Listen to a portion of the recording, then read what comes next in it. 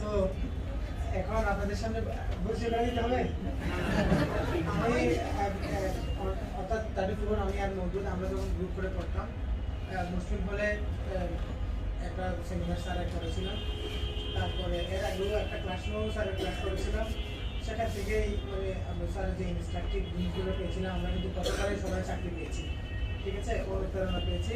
আপনারাও আজকে স্যারের প্রতি আবারও কৃতজ্ঞতা জানাচ্ছি আপনাদের পক্ষ থেকে বা আমার ব্যক্তিগত পক্ষ থেকেও। স্যার কিন্তু অর্থাৎ সেই 34-এর পর থেকে এই পর্যন্ত স্যার লক্ষ লক্ষ আমাদের যে শিক্ষার্থীরা, আমাদের যে বিশেষ প্রার্থীরা বা অন্যান্য জগতের যারা কেরিয়ার হান্টার্স আছেন, সবাই কিন্তু স্যারের ইনস্ট্রাকশনগুলো পাচ্ছেন। এবং স্যারের একটা কথা শুনবার জন্য সারা বাংলাদেশ কিন্তু তাকিয়ে থাকে, এটা সকলে জানি আমরা। তো স্যারের জন্য একটা হাততালি দিবেন। আমি স্যারকে রিকোয়েস্ট করবো বক্তব্য উপস্থাপনের জন্য। Thank you. আসসালামু আলাইকুম। তো এখানে যারা বসে আছেন তারা কি সবাই 40তম বিসিএস লিখিত পরীক্ষায় পাশ করেছেন? সবাই মানে এমনি ঘুরতে আসেন কে কে?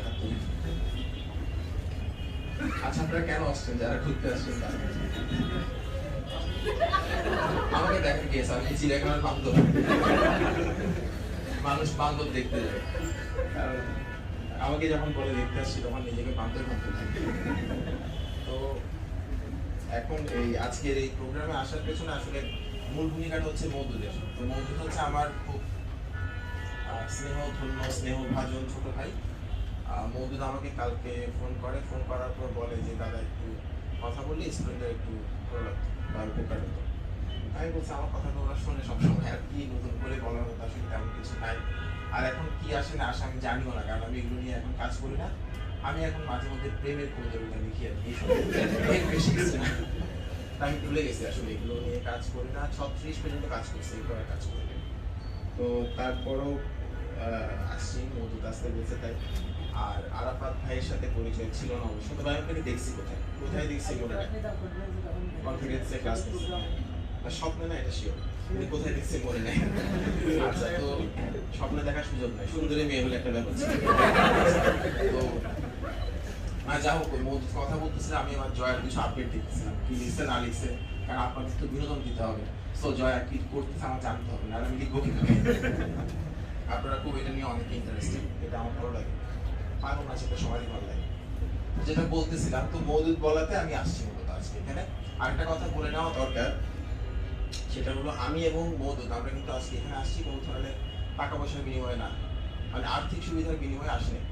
এবং আপনারা অনেকেই ভাবেন, মনে করেন যে আমি বিভিন্ন ক্যারিয়ার আড্ডায় অনেক টাকা পয়সা নিচ্ছি। হ্যাঁ, তো আমি কোনো ক্যারিয়ার আড্ডাতে কখনো কোনো টাকা পয়সা নিই নাই, গাড়ি ভাড়াও নিই, কিছুই নিই নাই, সবসময় ফ্রি করছি। এটা কোনো বড় কথা না, মানে আমার নেওয়ার দরকার হয় না। আপনারা দোয়া করবেন যেন আমার দরকার নাও হয়। তো এখন পর্যন্ত দরকার হয় না আমার, আমি নিই নাই, যাই করছি ফ্রি করছি একদম। ইভেন আমি করোনার সময়ে যখন অনলাইনে বিভিন্ন জায়গায় কথা বলছি, তাও ফ্রি, একদম একটা টাকা পয়সা নেয়। তো মওদুদও কোনো টাকা পয়সা নেয় নাই। আর অনেকে ভাবে যে আমরা এগুলো নিয়ে অনেক টাকা পয়সা কামাই করতেছি, আমার মনে হয় এটা বলে দেওয়া দরকার, কারণ টাকা পয়সা নিলে শুনলে ভালো লাগে, আর নিয়ে নাই শুনতে ভালো লাগবে কেন, এরকম আর কি ব্যাপারটা। তো আমার মনে হয় ভাইবা নিয়ে যারা আজকের ক্যান্ডিডেট এবং যারা আজকে বান্ধব দেখতে আসছেন, উভয়ই অনেক কিছু জানেন যেগুলো আমি জানি না। ভাইবা নিয়ে আমার বেশি জ্ঞান নাই, কিন্তু অনেক জ্ঞান দিয়ে ফেলছি যদিও বিভিন্ন জায়গায়। তো ভাইবা নিয়ে আমার ভিডিওগুলো যারা দেখছেন ওরা আমার চাইতে বর্তমানে বেশি জানে, কারণ যখন আমি কথাগুলো বলতেছিলাম তখন আমি অনেক কিছু জানতাম যেগুলো এখন আমি জানি না। সো আপনারা আমার থেকে ভালো জানেন যারা আমার ভিডিওগুলো দেখছেন বা অন্যান্য অনেকের ভিডিও দেখছেন, অনেকের অনেক লেখা পড়ছেন। আমি এগুলো দেখতে বলবো যারা দেখেন নাই তাদেরকে। ভাইবা নিয়ে বেশ কিছু ভিডিও আছে, লেখাও আছে। আমার একটা ওয়েবসাইট আছে www.sushantopal.com, সেখানে গিয়ে বিসিএস ও আইবিএ নিয়ে বেশ কিছু লেখা আছে, ওখানে ভাইবা নিয়ে কিছু লেখা আছে, দেখতে পারেন। আর আমার ইউটিউব চ্যানেল তো সুশান্ত পাল দিয়ে সার্চ করলে পাওয়া যায়। আমার ভেরিফাইড ফেসবুক পেজ আছে, ওখানে অনেক কিছু পাবেন। ফেসবুক পেজে অবশ্যই খুঁজতে হবে, বেটার হয় আমার ওয়েবসাইটে গেলে বা আমার চ্যানেলে গেলে ওখানে। আর সুশান্ত পাল ভাইবা দিয়ে সার্চ করলে অনেক কিছু চলে আসে। আমি তো দেখলাম লোকজন বিভিন্ন বিচিত্র বিষয়ে সার্চ করে। আমার একটা অভিজ্ঞতা বলি, গুগলে ওই ফেসবুকে আমার এক বন্ধু, ওর নাম হচ্ছে মাসুম হোসেন, পুলিশের চাকরি করে। তো ওই দিন শুক্রবার না কি বার দেখা হয়েছে ঢাকায়। আমি বললাম দোস্ত আমার পেজে এই জিনিসটা আছে, বলে তোর পেজে তো আমি লাইক দিই দেখি একটু দিছি কি দেবো। পরে সে বাংলায় দিচ্ছে আর কি, সুশান্ত পাল। তো ফেসবুকে কি কি সার্চ করছে সাজেশনে চলে আসে, হ্যাঁ ধরেন আমাকে নিয়ে যা যা সার্চ করা হয়েছে চলে আসে। তো সুশান্ত পাল বাংলায় লেখার পরে সুশান্ত পাল ঘুষ এটা আসছে। তো আমাকে মাসুক দেখাচ্ছে, দোস্ত দেখ তোকে নিয়ে লোকজন কি সার্চ করছে, সুশান্ত পাল ঘুষ, হ্যাঁ সুশান্ত পাল স্ত্রীর নাম। তারপর আমি বললাম দেখি গুগলে সার্চ করে দেখি কি আসে। সুশান্ত পাল ওয়াইস পিকচার, তারপর কি সুশান্ত পাল হোম, সুশান্ত পাল মার্কশিট, সুশান্ত পাল স্পিচ, সুশান্ত পাল ওয়েবসাইট। আমি ভাবলাম আর কি কি যে সার্চ করছে আল্লাহ জানে। সুশান্ত পাল ভিডিও, সুশান্ত পাল হাসওয়া ভিডিও, এরকম কিছু আছে কিনা। এগুলো বিনোদনের উৎস, আমি ভালো লাগে এগুলো, আসলে মানুষের আগ্রহ দেখলে আমিও আরো নাচানোর আগ্রহ পাই আর কি, ভালো লাগে। একবার একটা কথা শুনছিলাম যে তুমি হয় লোকজনকে গাইড করবো অথবা মিসগাইড করবো। আমি এখন আর গাইড করতে পারতেছি না, চিন্তা করছি মিসগাইড করি, এটাও খারাপ না। কথাটা কাল লিঙ্ক করেন না, ভুলে গেছি কথাটা কাল মনে নাই। তো যাই হোক, আপনাদের অনেক জানার আগ্রহ থাকতে পারে। যেটা বলতেছিলাম ভাইবা নিয়ে কিন্তু আমার খুব বেশি আইডিয়া নাই। ভাইবার মার্কস ম্যাটার করে এই ধরনের পরীক্ষা দিছি আমি আমার লাইফে মাত্র দুইটা, একটা হচ্ছে বিসিএস পরীক্ষা আর একটা হচ্ছে ঢাকা ইউনিভার্সিটির আইবি এর ভর্তি পরীক্ষা, ওখানে পরীক্ষা দিছি। আর আমার বিসিএস এ আমার ভাইবা হয়েছিল 4-5 মিনিটের মতো, বেশিক্ষণ হয় নাই।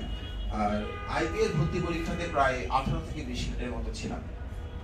এই দুটো, আর কোনো জায়গায় আসলে ইন্টারভিউ দেওয়া হয় না। আমি আমার লাইফে কোনো চাকরির পরীক্ষা দিই নাই, একটাই বিসিএস, ওটাতেই হয়ে গেছে। আমি তো বিজনেস করতাম, বিজনেস করার ইচ্ছা ছিল, অনেকে জানেন গল্পগুলো। তো আমার খুব বেশি আইডিয়া নাই। আপনারা যখন মৌলিক কথা বলতেছিলাম খুব ভালো লাগছিল, আমি চাচ্ছিলাম আরো 1 ঘন্টা কথা বলতে, তাহলে আমি অল্প কথা বললে পার পাবো। তখন দেখলাম মৌদুদ অনেক কিছু জানে যেগুলো আপনাদের জানা দরকার। আমিও খুব মুগ্ধ হয়ে শুনতেছিলাম। পরে চিন্তা করলাম আমাকেও তো কিছু বলতে হবে, না হলে সবাই ভাববে যে মৌদুদ ভাই সব জানে, সুশান্ত ভাই কিছু জানে না, এটা একটা সমস্যা। তখন আমি চিন্তা করলাম একটা বুদ্ধি করি। সত্যি সত্যি ইউটিউবে ঢুকছে, ঢোকার পরে সার্চ করতে সুশান্ত পাল ভাইবা দিয়ে সার্চ করছে, দেখি আমার অনেক ভিডিও অনেকগুলো ভিডিও চলে আসছে। এরপর আমি আমার স্লাইডে ওই ভাইবাতে কোন কোন বিষয়গুলো দেখা হয় একটা স্লাইড বানাই, স্লাইড দেখে দেখে তো বলি ক্যারিয়ারটাতে। তো ভাইবাতে কোন কোন বিষয়গুলো দেখা হয় দেখি একটা স্লাইড আসছে। তখন সেটাকে থামাই স্ক্রিনশট নিছি, চিন্তা করলাম এটা নিয়ে অনেকগুলো কথা বলা যাবে, মানে বলার মধ্যে কিছু একটা পাইছি। এটা কিন্তু আমার নিজেরই লেখা, কারণ মাথায় তো নাই কি বলবো। তো ভালো হয় আগে আমি আপনাদের কাছ থেকে একটু প্রশ্ন রিসিভ করি। আমি আছি, মওদুদ আছে, আরাফাত ভাই আছে, আমরা তিনজন মিলে সেগুলো বলার চেষ্টা করবো যতটুকু পারি। আর আপনাদের একটা সুবিধা হচ্ছে আপনারা যারা যারা ভাইবা বোর্ড পর্যন্ত যাবেন তারা একটা চাকরি পেয়ে যাবেন। পৃথিবীতে বিসিএস ক্যাডার হইতে হবে এমন কোনো জিনিস কিন্তু কোথাও লেখা নাই। সো বিসিএস ক্যাডার হইতে হবে এমন কোনো কথা নাই। আপনি ভাইবা পর্যন্ত গেলে যদি পাস করেন একটা চাকরি কিন্তু পেয়ে যাবেন। ভুল বলছি? একটা সিস্টেম চালু হয়েছে এবং হ্যাঁ, তো হ্যাঁ নন ক্যাডার আপনি একটা চাকরি পাবেন। সো আপনারা তো টেনশন নেওয়ার দরকার নাই। আর বিসিএস ভাইবাতে একদম নেহায়েত বেয়াদবি না করলে ওকে ফেল করায় না।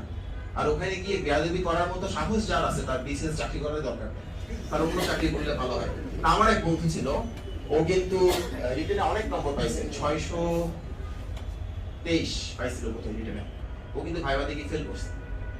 ও হচ্ছে খুব অ্যারোগেন্ট টাইপের, খুবই ব্রিলিয়ান্ট, আমাদের সময় ডবল স্টেপ করা, বুয়েটে পড়াশোনা করছে ইলেকট্রিক্যাল ইঞ্জিনিয়ারিং এ। ও হচ্ছে কোনো কিছু জ্ঞান কেয়ার, কিছুই কেয়ার করে না, এবং ও কাউকে ভদ্রভাবে কথা বলতে পারে না। অত্যধিক মেধাবী, এবং সে ভাইভাতে ফেল করছে, এবং সে এখন আমেরিকার একটা ইউনিভার্সিটিতে টিচিং অ্যাসিস্ট্যান্ট, ওখানে পিএইচডি করতেছে। যা ও করে এই লাইনটা ওর জন্য না, ও খুবই তাচ্ছিল্য করে করে কথা বলে এখন। দূর কি যাও, যেটা বলে সেটা বলতে পারতেছি না, এই আর কিছু একটা ছিড়তেছি, এরকম কিছু একটা বলে। তো ওর জন্য আসলে বিসিএস না। এখন বিসিএস এ ভালো করে গিয়ে আমি আশা করি আপনারা কেউ বেয়াদবি করবেন না। যদি পাস করেন তাহলে কিন্তু একটা চাকরি পাবেন। আর যারা 40তম বিসিএস এ রিটেনে পাস করেন নাই, এমনি আসছেন, তাদের কথা জানি না, তারা যে কোনো জায়গায় কিছু করতে পারেন সমানে। আমি একটা জিনিস বলি আপনাদেরকে, যে বিসিএস ক্যাডার হতে হবে এই জিনিসটা মাথা থেকে ছেড়ে ফেলেন। এটা একটা মানে হোয়াট শুড আই সে, কিছু কিছু কি বলে না, কালচ বলে না, কিছু কিছু মুভি আছে, মানে দেখতেই হবে এরকম একটা ব্যাপার। বিসিএস ক্যাডার হইতেই হবে, এটাকে আপনারা রীতিমতো রিলিজিয়ন বানাই ফেলছেন, মানে রিলিজিয়ন অফ বাংলাদেশ। যে বিসিএস ক্যাডার হইতে হবে, এটা তো কোনো মানে নাই। আপনি অনেক কিছুই করতে পারেন, হ্যাঁ, আপনি বিজনেস করতে পারেন, আপনি সরকারি অন্যান্য অনেক চাকরি আছে এগুলো করতে পারেন, আপনি দেশের বাইরে চলে যেতে পারেন, আপনি কোনো কিছু না করে ঘুমাইতে পারেন যদি পাওয়ার টাকা পয়সা থাকে, তাও কোনো অসুবিধা নাই। কিন্তু বিসিএস ক্যাডার হইতে হবে। আপনি পলিটিক্স করতে পারেন। বাংলাদেশে এখন সবচাইতে সম্মানজনক অবস্থানে আছেন ব্যবসায়ীরা এবং পলিটিশিয়ানরা। সো আপনারা যদি ওই লাইনে যান, 2 দিন পরে আমি মওদুদ আরাফাত ভাই আপনাদের সার্চ করবো, স্যালুট দিব। যদি আপনারা এমপি হয়ে যেতে পারেন আলহামদুলিল্লাহ, এর থেকে ভালো কিছু তো হইতে পারে না, হ্যাঁ। সো আপনারা ওদিকেও ক্যারিয়ার করার চিন্তা করে দেখতে পারেন। বিসিএস ক্যাডার হতে হবে, এগুলো ছেড়ে দেবেন। মানে আপনারা ভাববেন না যে ভাই আপনি হয়ে গেছেন এখন বলতেছেন হইতে হবে, এমন কোনো কথা নাই। হ্যাঁ, এটাও সত্য মনে হয়, এটাও হয়তো সত্য। আমি যখন আপনাদের জায়গায় বসেছিলাম তখন আমার কাছে মনে হতো, তখন বিসিএস এর A-লেভেলের প্রেস ছিল না। আমি তো পরীক্ষা দিয়েছি ধরেন আজ থেকে 10 বছর আগে, তখন মনে হয় না A-লেভেলের প্রেস ছিল। এখন একদম বেশি তৈরি হয়ে গেছে প্রেসটা। এটার পেছনে আমিও অনেকটা দায়ী। তো যাই হোক, আমিও দায়ী, আপনারাও দায়ী। আপনারা পরীক্ষা দিচ্ছেন কেন? আমি যদি আপনাকে বলি জান ভাই গোসল করে আসেন, গোসল করে আসবেন, আমি বলছি পরীক্ষা দেন, আপনি পরীক্ষা দিচ্ছেন, বুঝলাম না সমস্যাটা কোথায়। তো আপনাদের যা যা প্রশ্ন আছে এগুলো একটু জিজ্ঞেস করেন, নাকি আমি কিছু কমন কথা বলবো? প্রথমে কিছু কমন কথা বলি, তাহলে সুশান্ত পালের স্লাইডটা বের করি। আমি তো আসলে সুশান্ত পাল ভালো কথা বলছেন, আমি আসলে স্ক্রিনশট নিয়েছি, আপনারা বিশ্বাস করতেছেন, সত্যি সত্যি নিয়েছি, কারণ আমি দেখলাম যে মৌদুদ অনেক কথা বলে দিতেছে। সো আমার কিছু কথা বলতে হবে, কি বলবো? পরে জয় হাসানের পেজ থেকে গেছি কি বলে ইউটিউবে দিয়ে স্ক্রিনশট নিলাম, বুঝছেন? তো ভাইবা বোর্ডে যে বিষয়গুলো দেখা হয় বলে আমার কাছে মনে হয়, সত্যি সত্যি স্ক্রিনশট আছে। আসলে ভাই এটা আমার এই ভদ্রলোক হচ্ছে আমি, সাইডে আছে, আমাকে দেখা যাচ্ছে না। ও এখন দেখেন, আমাকে দেখা যাচ্ছে। এটা কোথায় বলছি মনে নাই, কোন একটা ক্যারিয়ারটাই হবে। প্রথম হচ্ছে positive attitude. What is positive attitude? ধরেন আপনি ইতিবাচক দৃষ্টিভঙ্গির মানুষ কিনা এটা জাজ করা হবে, এটা দেখা হবে। তো আপনি ইতিবাচক মানুষ হন বা নেতিবাচক মানুষ হন, ভাইবাতে গিয়ে আপনি এমন ভাবে চাওয়াবাজি করবেন যেন আপনাকে ইতিবাচক মানুষ মনে হয়। বুঝে গেছে জিনিসটা? অর্থাৎ আপনার কথাবার্তাগুলো ইতিবাচক হতে হবে। আপনাকে জিজ্ঞেস করতে পারে, আপনার ফ্যামিলি নিয়ে জিজ্ঞেস করতে পারে, যেটা মওদুদ বলতেছিল যে টেল আস অ্যাবাউট ইওর ফ্যামিলি, এটা জিজ্ঞেস করতে পারে। ভাইবা বোর্ডে কোয়েশ্চেন হয় সাধারণত 2 ধরনের। একটা হচ্ছে close ended. What is close ended? আপনাকে জিজ্ঞেস করতে পারে পদ্মা নদীর দৈর্ঘ্য কতটুকু। এখানে তো বানিয়ে বলার কোনো কিছু নাই, পদ্মা নদীর দৈর্ঘ্য এতটুকু, অর্থাৎ ওইটার প্রশ্নের উত্তর ওখানেই শেষ। অর্থাৎ এন্ডটা হচ্ছে ক্লোজ, এটা হচ্ছে ক্লোজ এন্ডেড। আর একটা হয় ওপেন এন্ডেড। ওটা জিনিসটা কি? যেটার কোনো আগা মাথা নাই। আপনাকে জিজ্ঞেস করলো tell us about your family, tell us about yourself. Tell us about yourself, this is the most common question asked in viva board. এটা সবচেয়ে কমন কোয়েশ্চেন জিজ্ঞেস করা হয়। তো টেল আস অ্যাবাউট ইয়োরসেলফ, এটা কিন্তু আপনাকে থামতে বলার আগ পর্যন্ত আপনি ইচ্ছেমতো মনের মাধুরী মিশিয়ে বলতে পারবেন। পারবেন না? পারবেন। সো এগুলোকে বলা হয় ওপেন এন্ডেড। এবং ভাইবা বোর্ডে সবচাইতে বেশি নম্বর বরাদ্দ থাকে কোন ধরনের কোশ্চেনে? Open ended. ক্লোজ এন্ডেডটা কিন্তু যারা একটু তোতা পাখি টাইপের তারা বলতে পারে হ্যাঁ তাজমহলের এতটুকু এ আছে সে আছে, এগুলো বলা যায়। কিন্তু যখন আপনাকে আপনার অ্যানালাইটিক্যাল ক্যাপাবিলিটি ব্যবহার করে কোনো কিছুর উত্তর করতে হয়, তখন কিন্তু কিছু কারিশমা দেখানোর সুযোগ থাকে। সো ভাইভাতে বেশি নম্বর ডিপেন্ড করে কিন্তু ওপেন এন্ডেড কোশ্চেনে। তো এখন যখন আপনাকে জিজ্ঞেস করবে যে টেল আস অ্যাবাউট ইওর ফ্যামিলি, তখন ধরে নেওয়া হবে যে আপনি আপনার ফ্যামিলি সম্পর্কে নেগেটিভ কিছু বলবেন না। Tell us about your previous job, যদি আপনি আগে জব করে থাকেন আপনাকে বলতে পারে যে আপনার প্রিভিয়াস জব সম্পর্কে বলেন। তো আপনি যদি ভাবেন যে ওখানে আপনি আপনার বসের 14 গোষ্ঠী উদ্ধার করে আসবেন, আপনাকে খুব ভালো বলবে, নো, আপনার আগে জব সম্পর্কে আপনি একটাও নেগেটিভ কথা বলবেন না। নেগেটিভ কথা বলবেন একটু পজিটিভ ওয়েতে বলবেন। যদি আপনাকে বাংলাদেশের কোন একটা সমস্যা নিয়ে কথা বলতে বলে, ভুলেও এমন কোন সমস্যার কথা বলবেন না যেটা সরকারের এগেইনস্টে চলে যায়। ক্লিয়ার কথাটা? আপনি সরকারের বিরোধী একটা শব্দ উচ্চারণ করতে পারবেন না। শুধু এখন না, যদি সিভিল সার্ভিসে প্রবেশ করেন আপনার অবসর গ্রহণের সময় পর্যন্ত আপনি একটাও নেগেটিভ কথা পাবলিকলি বলতে পারবেন না সরকার সম্পর্কে, রাষ্ট্র সম্পর্কে। বুঝা গেছে কথাটা? সো ভাইবা বোর্ডও আপনি এই ধরনের কিছু বলবেন না। আপনি এই ধরনের কিছু বলবেন, এটা যারা বসে আছেন তারা আশা করবেন না। আচ্ছা, এটা তো বোঝা গেছে না? মানে পজিটিভ অ্যাটিটিউড জিনিসটা কিন্তু বুঝতে পারছেন না? ওকে। বডি ল্যাঙ্গুয়েজ, আমাদের কিন্তু বডি ল্যাঙ্গুয়েজটা খুব ইম্পর্টেন্ট। আমরা অনেকেই সাবকনশিয়াসলি এমন কিছু আচরণ করে ফেলি কথা বলার সময় যেটা খুব দৃষ্টিকটু। যেমন অনেকেই দেখবেন কথা বলার সময় এরকম করে, নাকটাকে করে না ভাই? করে। এই এখনো দেখাচ্ছে নাকি? হ্যাঁ এরকম করে। তো অনেকে আবার মাথা চুলকায়, এমন ভাবে চুলকায় যেন পৃথিবীর সকল উকুন ওনার মাথায়। বিষয়টা ওরকম না, এটা ওনার অভ্যাস। এগুলো কিন্তু খুব চোখে পড়ে। অনেকেই আঙুল নাচায়, অনেকে চোখ পিট করে। সো আপনার বডি ল্যাঙ্গুয়েজ আপনার সম্পর্কে অনেক কিছুই বলে দেয়। ইভেন আপনি মেন্টালি ফিট কিনা সেটাও বলে দেয়। আপনি চাকরিটা করার উপযোগী কিনা, আপনি কেমন করে ভাবেন, আপনি কেমন করে কথা বলেন, এগুলো খুব ইম্পর্টেন্ট। সো বডি ল্যাঙ্গুয়েজটা একটু খেয়াল করবেন। অনেকে চোখ ছোট করে ফেলে, এমন ভাবে চোখ ছোট করে দেখলে মানে চোখ মারতেছে। তো আপনি আপনার ভাইবা বোর্ডে যারা ইন্টারভিউ আর তাদেরকে চোখ মেরে চাকরি পাবেন, এটা চিন্তা করলে তো সমস্যা। Mental maturity. What is mental maturity? আপনাকে বেশ কিছু প্রশ্ন করা হবে যেগুলো আপনার উত্তর দেওয়ার ধরনে ওরা বুঝতে পারবে যে আপনি মানসিকভাবে পরিপক্ক কিনা, অর্থাৎ চাকরিটা পাওয়ার জন্য আপনি মানসিকভাবে পরিপক্ক কিনা। এই ধরনের বেশ কিছু অ্যানালাইটিক্যাল প্রশ্ন করা হতে পারে। এমন না যে আপনাকে সবগুলো প্রশ্ন করা হবে, ওরকম না। মানে আমি ভাইবার আগে অনেক লোকের সাথে কথা বলছি, যেহেতু আমার অভিজ্ঞতা নাই, চাকরির পরীক্ষা দিই নাই কখনো। এই কারণে যারা চাকরির পরীক্ষা দিয়ে দিছে, যারা আমার আগে ভাইবা দিয়ে ফেলছে, তাদের সাথে আমি কথা বলছি। কথা বলার পর অনেকগুলো প্রশ্ন সংগ্রহ করছি। এরপর নির্ঘেতে আপনার ভাইবার ডেটের আগে যারা ভাইবা দিয়ে ফেলছে, ওদের ভাইবার অভিজ্ঞতা নিয়ে অনেকগুলো বই পাওয়া যায়, চটি বই পাওয়া যায় নির্ঘেতে। এগুলো সংগ্রহ করছি, অনেকের সাথে ফোনে কথা বলছি। এই জিনিসগুলো আমার কাছে মনে হয়েছে জিজ্ঞেস করা হতে পারে। আমার ভাইবা নিয়ে বেশ কিছু প্রশ্ন আমি নোট করছিলাম, এগুলো আমি হারাই ফেলছি। ওই আমাদের গেজেট পাবলিশ হওয়ার আগে বিভিন্ন কোচিং এ যাইতাম, খ্যাট মারতাম, খ্যাট মারা বোঝেন, ক্লাস নিতাম, টাকা পয়সা পাইতাম। গেজেট পাবলিশ হওয়ার আগে, গেজেট পাবলিশ হওয়ার পরে কোনো ক্লাস নিয়ে কারোর কাছ থেকে একটা পয়সাও নিই নাই। গেজেট পাবলিশ হওয়ার পরে আগে নিছি, তখন আমি বেশ কিছু কোয়েশ্চেন নোট করছিলাম। তখন খুব মানে তেজ ছিল, মাত্র ভাইবা দিছি, অনেক কিছু জানতাম, এগুলো এখন জানি না। ওই এগুলো পেলে ভালো হতো, এগুলোকে হারাই ফেলছি, কারণ রাখার কোনো ইয়ে ছিল না, তাগিদ ছিল না, হারাই ফেলছি, নাহলে আমার দিতে পারতাম এগুলো। তো রেডি হুইট, রেডি হুইট হচ্ছে উপস্থিত বুদ্ধি। উপস্থিত বুদ্ধি খুব ইম্পর্টেন্ট, খুব। আপনাকে ধরেন আমাদের 27 BCS এর এক আপু আছে, ফরেন অ্যাফেয়ার্স এ জব করে, ফরেন ক্যারিয়ারে জব করে। তো উনি যখন প্রবেশ করলেন, সেদিন ছিল ওনার জন্মদিন। তো উনি ঢোকা মাত্র ওনাকে বলা হলো হ্যাপি বার্থডে টু ইউ। তো উনি বলে থ্যাংক ইউ স্যার।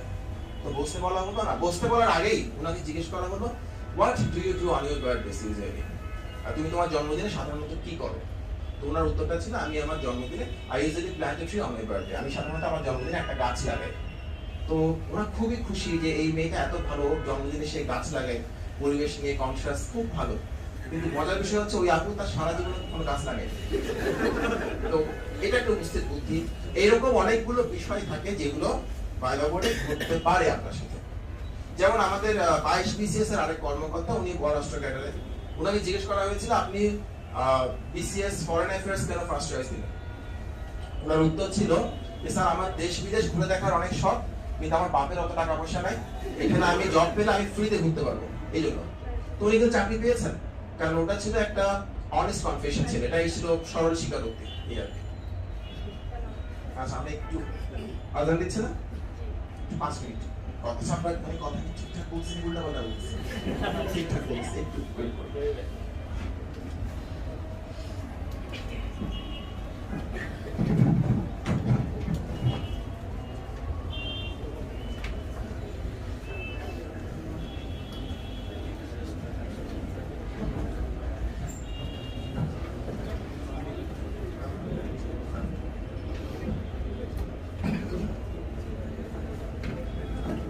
নামাজ পড়েন যেতে পারেন, 5-7 মিনিটের মধ্যে চলে আসবেন।